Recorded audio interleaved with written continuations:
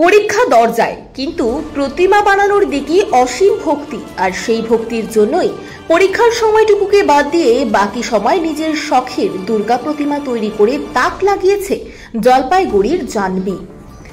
পরীক্ষা থাকলেও পরীক্ষার সময় থেকে অল্প সময় বাঁচিয়ে সেই সময়টুকুকে কাজে লাগিয়ে নিজের হাতে তৈরি করেছে একটি ছোট্ট দুর্গা প্রতিমা। আর এই প্রতিমা দেখেই খুশি পরিবারের সকল সদস্যরা। সে একটি ইংরেজি মাধ্যম বিদ্যালয়ের অষ্টম শ্রেণীর ছাত্রী। বাড়ি সেবাগ্রাম এলাকায়। বিগত 5 বছর ধরে ছোট আকৃতির প্রতিমা বানিয়ে সকলের মন জয় করতে পেরেছে।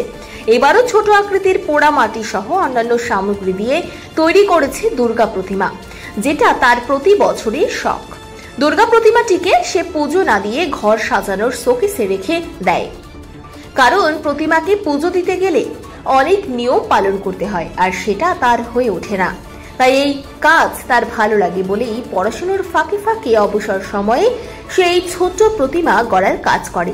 তার পরিবারের সদস্যরাও এই কাজ করতে তাকে যথেষ্ট সাহায্য করে বলে জাহ্নবী জানিয়েছে। জাহ্নবীর মা বলেন, মেয়ের আগ্রহ অনেক, আর এই আগ্রহের জন্যই প্রতি বছরই পড়াশোনা থাকলেও এই প্রতিমা গড়ার কাজ থেকে বিরত হয় না সে।